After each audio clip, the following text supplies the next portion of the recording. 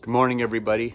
Pastor Nate Borman here, one of the pastors in Mount Lebanon Lutheran Church, here for a daily devotional thought. I know that I've missed a couple of days, but I want to reset just a little bit. I want to change a little bit about what we're going to do, how we're going to do it.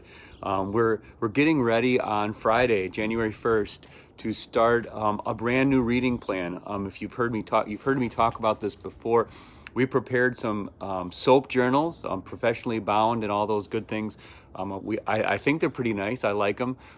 We prepared some soap journals, and included inside that soap journal is a 3-year reading plan. It will take you through the Bible in 3 years from Genesis to Revelation. And so I want to start the new year. I'm going to start today a little bit this way. With a brand new way of doing these videos, but also invites you to subscribe to a regular email, a daily email from me from Mount Lebanon regarding the Word of God.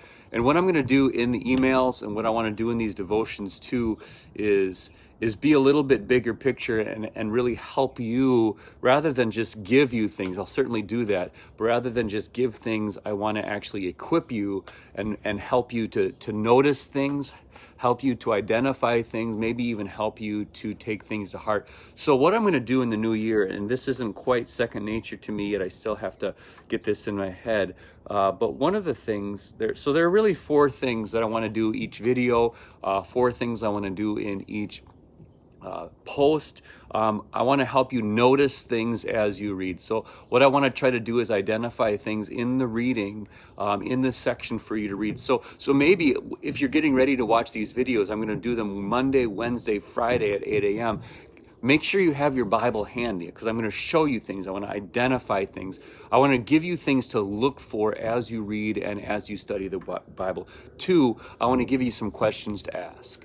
Maybe sometimes one of the hardest things is not only what should I look for, but how should I look for? What kinds of things should I be looking for? So I want to give you things to look for. 2, this is very closely related. I want to give you questions to ask. Number 3, I want to give you things that you can, if you're struggling to take something out of it for yourself, I want to give you something that will apply to your heart and life. So things for your heart and life. And 4, I want to give you something to pray about. Now this is just a guide. This is just me trying to help you out. If something else jumps out at you as you read it, if other questions come to mind as you read the text, that's awesome. Because again, my goal in these devotions and in this time with you, whether it's by email, you can subscribe. I'll put the link in later, or in these videos, is really kind of a prompt. I want to get you started. You know how sometimes in school your teachers would give you a prompt, like write about this, right? I'm trying to give you a prompt to get you going and to get you into the Word of God. So today and tomorrow we're looking at Isaiah 61 and 62. So I want to practice this with you. If you have your Bibles, get them out. If you're watching this later in the day, just pause and open up your Bibles to Psalm 61 and not Psalms. I'm sorry, I did it again. Isaiah 61 and Isaiah 62. Those are the readings for the next 2 days. And I want to first give you something to look for. And the very simple thing that I'm giving you to look for today is this, that Isaiah 61 and Isaiah 62, this is a prophecy about Jesus and about his people. If you have your Bibles open, you can see that in Isaiah 61, it's about the servant of the Lord. And this is what he says. He's speaking. He says, "The Spirit of the Sovereign Lord is on me, because the Lord has anointed me to proclaim good news to the poor." So in other words, this entire section is Jesus talking. And Jesus in Luke chapter 4, here's something to notice. In Luke chapter 4, Jesus actually reads these sections and tells the church, this is about me, right? So that's something to notice. Notice that this section 61 and 62 of Isaiah is also about the church. See, the church was actually, at that time, they were about to be captives and taken captive. And what God promises in Isaiah 61 and 62, notice this, God's promising restoration and God's promising return, right? So things to notice is This is about Jesus, the servant of the Lord, and this is about the church. This is about God's people and the restoration and the rescue that Jesus will bring to them. So that's something to notice. Number two, what are some questions you could ask? So very closely related to that. So what are the questions? What does this section teach me about Jesus, about the servant of the Lord?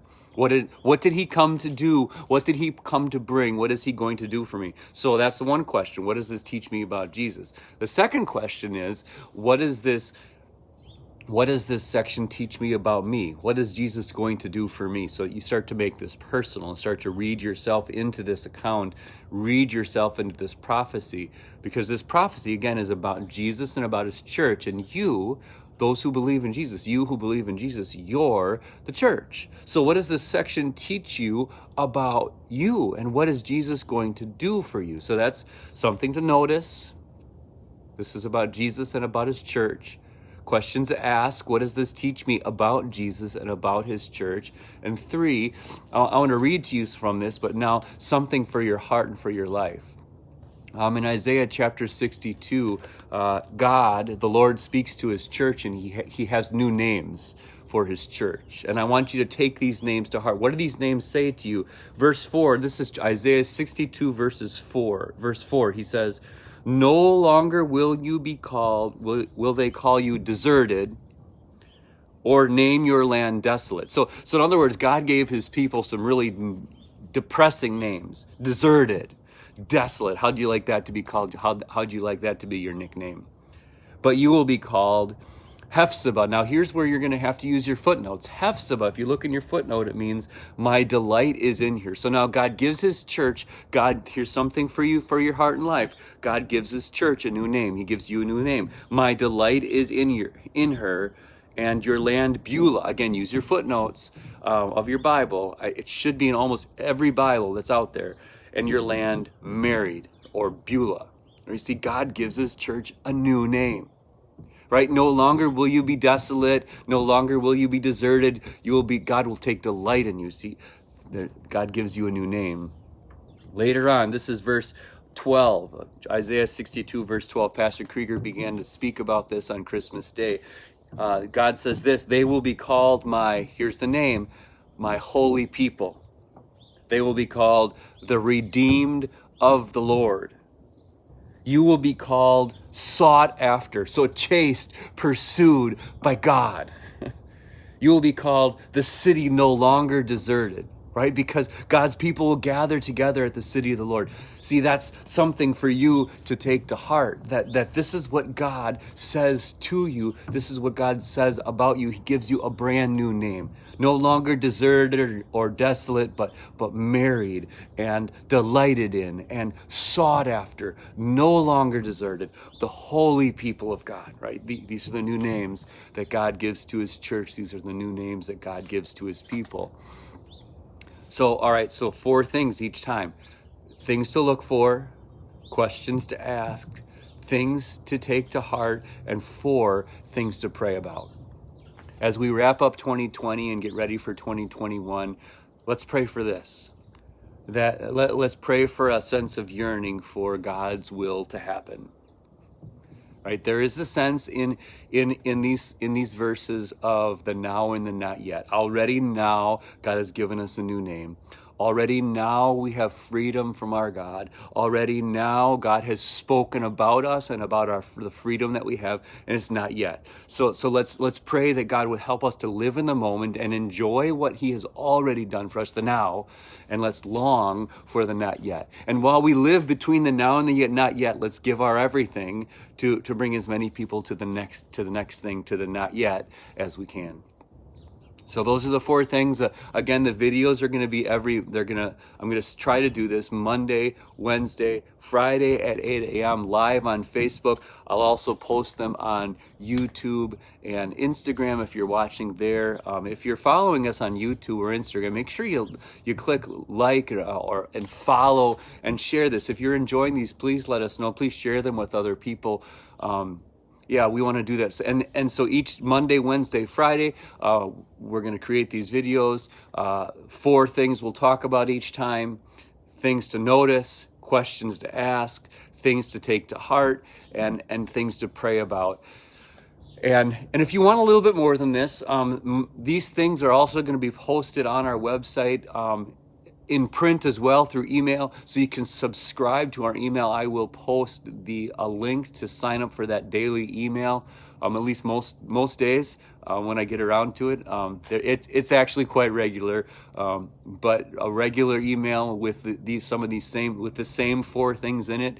I want to do all that I can to help you grow in your faith and to grow in God's Word. I'm convinced that there's nothing more important for our lives now, as we live between the now and the not yet, than that we would be in God's Word on a daily basis. Nothing is more important for our hearts and our lives.